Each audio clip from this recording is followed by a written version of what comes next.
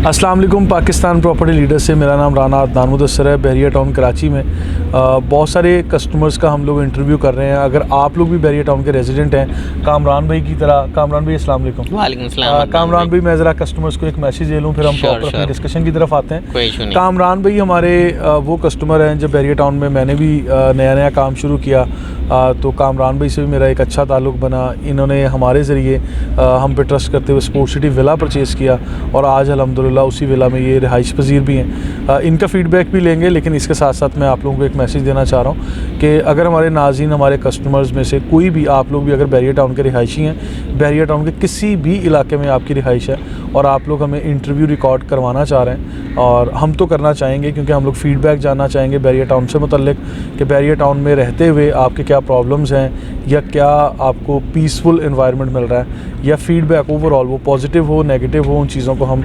इंशाल्लाह अपने तरीके से टैकल करेंगे। और एक तो बहरिया टाउन का फ़ीडबैक हो गया, और दूसरा यहाँ पे जब आप इन्वेस्ट करते हैं तो बहुत सारे रियल एस्टेट एजेंट्स के साथ आपकी मुलाकात होती है, तो उस एजेंट्स का जो एक्सपेरिमेंट होगा, एक्सपीरियंस होगा, उस एक्सपीरियंस को भी हम इंशाल्लाह रिकॉर्ड करने की कोशिश करेंगे। और फिर हम अपने सोशल मीडिया चैनल जितने भी हैं, यूट्यूब है, फेसबुक है, ये जितने भी ट्विटर हो गया, हम हर जगह पे इंशाल्लाह कोशिश करेंगे कि इसको अपलोड भी करें। तो आप लोगों का एक फ़ीडबैक होगा जो कलेक्टिवली बहरिया मैनेजमेंट को भी टैग करेंगे हम, और जो और आपकी या मेरी तरह यहाँ पे आने वाले कस्टमर्स हैं उनको भी, और रियल एस्टेट के जो लोग काम कर रहे हैं उनको भी हमारा एक मैसेज जाएगा। तो लिहाजा coming back to the point, अस्सलाम वालेकुम, खैरियत से हैं जी? अल्लाह का शुक्र है। कामरान भाई का तारुफ मैं ऑलरेडी दे चुका हूँ, मल्टीपल वीडियोस कामरान भाई के साथ हम कर चुके हैं। कामरान भाई यहाँ पे रिहाइश आपने अरसा दराज से की हुई है। यहाँ पे हम लोग schooling, internet facility, solar system, safety, security, हर चीज़ के ऊपर बात कर चुके हैं। अभी पर्टिकुलर यहाँ पे मैं आपसे जानना चाहूँगा, यहाँ 3, 4, 5 एक ऐसे पॉइंट्स हैं जिसको हमारे कस्टमर्स पूछना चाहते हैं। यहाँ पे हाई टेंशन लेन एक गुज़रती है जिस पे बहुत एक बड़ा एरिया है वो ओपन छोड़ा हुआ है, उसके मुतल्लिक लोग बात करते हैं कि उसके करीब विला अगर रिहाइश हम परचेज़ करें तो वो कोई नुकसानदेह चीज़ है या वो नेगेटिविटी होगी या किस तरह होगा। आपका घर मैं समझता हूँ कि मेरा ख्याल है कि 6-7 घरों के फासले पर है हम हाई टेंशन लेन से, तो कभी कोई यहाँ गुज़रते हुए रात में, दिन में कभी कोई प्रॉब्लम हुआ? अदनान भाई देखें, ये जहाँ तक हाई टेंशन वायर की बात है, हाई टेंशन वायर तो देखें शहर में भी हैं, हर जगह ही होते हैं। और हम ये देखें हाई टेंशन वायर के बिल्कुल अंडर तो नहीं रह रहे, हम इन बिटवीन रह रहे हैं। तो इस तरह का कोई हमें ना तो कोई डिसएडवांटेज ना तो कोई इंसिडेंट नज़र आया जो हाई टेंशन वायर्स की वजह से होता हो। तो अल्लाह का शुक्र है कोई ऐसी अभी तक कोई हमें ऐसा नज़र नहीं आया, कोई नेगेटिव पॉइंट जो हमें फेस करना पड़े। क्योंकि अगर आप देखें तो सामने भी टेंशन वायर है और बैक साइड पे भी टेंशन वायर रन कर रहा है, तो ऐसा कोई नेगेटिव जो कोई इशू है नहीं। एक अंदाजे के मुताबिक जहाँ हाई टेंशन लेन्स या वायर्स ये गुजर रही हैं, बड़े खंभों की तारें, जिसको मैं एक्सप्लेन कर देता हूँ कि इनके नीचे कितनी स्पेस होगी, आप फिट में बता दें कितना साइज़ उन्होंने स्पेस छोड़ी हुई है, मतलब ओपन छोड़ी जिसके ऊपर कंस्ट्रक्शन। देखें वो जो एरिया अगर आप मैप पे भी देखें तो वो जितना भी एरिया जो अंडर हाई टेंशन वायर है वो समझें कि इन्होंने ग्रीन एरिया बनाया हुआ है, उसमें ना कोई समझें कि रिहाइश पजीर हो सकती है, ना कोई प्लेग्राउंड बन सकता है, वो सिर्फ एक ग्रीन एरिया ही बन सकता है। अगर आप इधर भी अगर आप देखें सामने की तरफ तो अभी कंस्ट्रक्शन हो रही है, इधर जो है प्लांटेशन हो रही है इस एरिया के अंदर, दरख्त। जी बिल्कुल, ठीक है। तो वो सारी चीज़ें ग्रीनरी होगी। और तो फेंस भी लगा देंगे? फेंस की अभी नज़र तो आ रही है कि फेंसिंग एक जगह पे मॉडल स्टार्ट की है उन्होंने करना, अब वो हमें पता चलेगा कि कहाँ तक वो है, लेकिन फेंसिंग भी हो सकती है। तो जो है नेगेटिव पॉइंट इसका मुझे नज़र नहीं आता।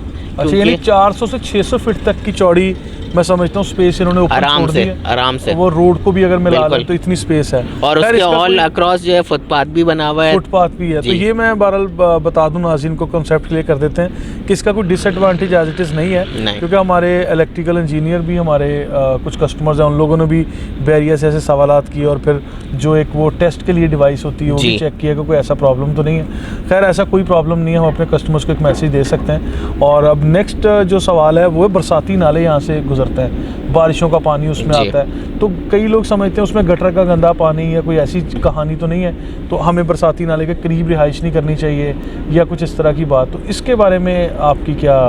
देखें, बरसाती नाले की जहाँ तक बात है, बहरिया ने जो इंफ्रास्ट्रक्चर बनाया हुआ है ना, वो इस तरह से बनाया हुआ है कि हर चीज़ सिस्टमेटिकली रूट हुई हुई है। जी जी। तो जो बरसाती नाले में सीवरेज का पानी कभी मिक्स नहीं हो सकता। दूसरी बात ये है कि जैसा हर रोड पर अगर आप देखें तो अंडरग्राउंड जो है, जो पाइपिंग है या जो रूटिंग है वो रन हो रही है, और वो जाके एक सेंट्रल स्टेशन पर हो रही है, जो आगे फ्लड वेज जो बनाए हुए हैं मेन रोड की तरफ, वो उधर जाके लिंक करते हैं। तो लिंक करना या जो है ज्वाइन होना सीवरेज की लाइन, वो ऐसा पॉसिबल है नहीं। और ये चैनल्स ही अलग हैं और कंक्रीट के पक्के बनाए हुए हैं। ये तो मैं समझता हूँ छोटी बड़ी नहरें समझ ले बना दी हैं। बिल्कुल। और इसमें पानी की अच्छी खासी कैपेसिटी ये लोग डेफिनेटली मतलब अंडर द रोड हैं, तो अकॉर्डिंगली वो मॉडल हुए हैं। ये नहीं कि जो है मतलब मिक्स हुए हैं, नहीं, वो सीवरेज की अलग लाइन जा रही है, वाटर जो पाइपलाइन है उसकी अलग जा रही है, और समझे ड्रेन की अलग जा रही है। अच्छा, और इसमें मैं नाज़रीन को ये भी बता दूं, इकबाल विलास में एक छोटा सा बरसाती नाला गुजरता है जिसमें बारिश का ही पानी होता है। आज तक वहाँ पे कभी कोई ऐसा गंदा पानी या ये चीज़ें देखने को नहीं मिली। उसको बाकायदा फेंस लगा के एक लिमिट भी कर दिया गया, और उसके ऊपर से छोटे छोटे बड़े खूबसूरत ब्रिज भी बना दिए गए ताकि लोग उसमें वॉक थ्रू गुजर भी सकें।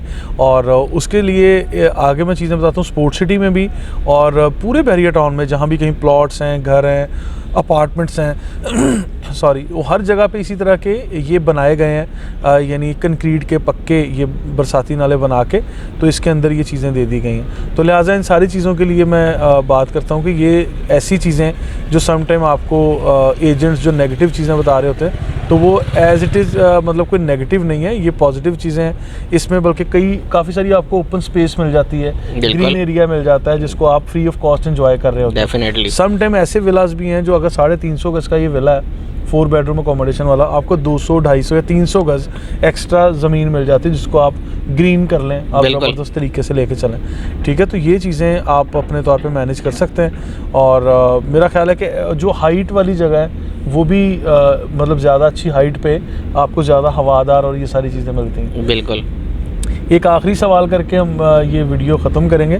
बहरिया टाउन के इस स्पोर्ट सिटी विलास के दौरान मतलब इनके दरमियान कुछ छोटे छोटे कब्रिस्तान की जगह नक्शे पे नज़र आती है, जो हमारे कस्टमर सवाल करते हैं कि ये कब्रिस्तान कभी आपने बड़े ये कब्रिस्तान विज़िट किए हैं या मतलब कोई इस तरह का कोई नेगेटिव इम्पैक्ट कि यहाँ पे कोई ऐसा प्रॉब्लम हुआ हो, या लोग आते हैं कि ये कब्रिस्तान की वजह से हम यहाँ पे प्रॉपर्टी परचेज़ नहीं करेंगे। मतलब बहरिया टाउन के ये वाले जो स्ट्रीट नंबर 14 की बैक साइड वाला एरिया है, तो मैं उसकी बात कर रहा हूँ। अदनान भाई देखें, अभी तक ऐसा कोई इंस्टेंस तो नहीं हुआ है कि कोई मतलब प्रोस्पेक्टिव क्लाइंट आया और बोले कि कब्रिस्तान की वजह से ले नहीं रहा हूँ मैं।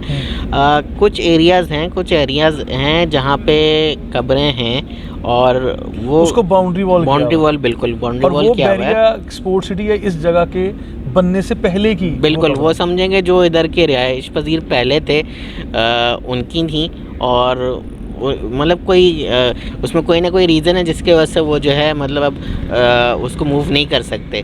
तो यही चीज़ है कि इसमें कोई ऐसा कोई इशू की बात नहीं है कि जो है आप रिहाइश पजीर नहीं हो सकते हैं, क्योंकि एक जो है मैंने स्ट्रीट आई थिंक 24-25 पे देखा है जिसके अंदर जो है कब्रें बनी हुई हैं और साथ में जो है फैमिली भी रह रही है। तो कोई ऐसा इसमें इशू है नहीं, अल्लाह का शुक्र है, एवरीथिंग इज़ फाइन। और हाँ, कुछ एरियाज़ हैं, हर एरिया मैं तो ये बोलूँगा कि मैप में बहुत सारी जगहों पे शो हुआ है, तो हर एरिया में तो नहीं है, बट सर्टन एरियाज़ में हैं कब्रें। अच्छा, यहाँ पे जो प्रीसिंक्ट 33 में शॉपिंग गैलरी बनी है, मतलब आप इसको एंजॉय कर रहे हैं ग्रॉसरी के लिए या डिफरेंट आइटम्स के लिए? अल्लाह का शुक्र, देखें अभी ऑपरेशनल हुई है, तो मतलब अभी भी स्टिल जो है उधर चीज़ें ओपन होनी हैं और रिक्वायरमेंट पूरी होनी है। हमारे कस्टमर जो शॉप या कारोबार शुरू करना चाहते हैं, बिल्कुल वो आगे करें, अपॉर्चुनिटी है, वो वहाँ पे बुकिंग ले सकते हैं। बिल्कुल ले सकते हैं, क्योंकि देखें इधर रिक्वायरमेंट हर चीज़ की, जैसा P10 में गैलरी थी उसी तरह से अगर इधर हो गई है तो पूरी फैमिली इधर आएंगी। तो ये बहुत अच्छी एक इन्वेस्टमेंट अपॉर्चुनिटी है, और मैं समझता हूँ अगले 2 से 3 महीने के अंदर वो इंशाल्लाह वो उधर का भी जो P33 की शॉपिंग गैलरी है वो भी ऑपरेशनल हो जाएगी, तो सबके लिए बहुत आसानी होगी। चलें, थैंक यू सो मच। नाज़रीन, हमारे साथ थे कामरान भाई, स्पोर्ट सिटी विला के रिहायशी हैं। He is one of them, जो बहुत पहले बैरिया स्पोर्ट सिटी के चंद एक रिहायशी लोग थे। He is one of them. तो इनको हम लोग बार बार इंटरव्यू करते रहते हैं और डिफरेंट लोगों को हम करना चाहते हैं। अगर आप लोग भी यहाँ के रिहायशी हैं तो हमें कांटेक्ट करें, स्क्रीन पर नंबर दिए गए। इंशाल्लाह हम लोग आपको इंटरव्यू करने के लिए तशरीफ़ ले आएंगे और ज़रूर अपने सोशल मीडिया फोरम पे आपके उस इंटरव्यू को ब्रॉडकास्ट कर सकते हैं। फर्दर वीडियोज़ के लिए, इन्फॉर्मेशन के लिए और बहरिया टाउन के रियल एस्टेट ट्रेंड्स को जानने के लिए हमारे साथ रहिएगा। Thank you so much.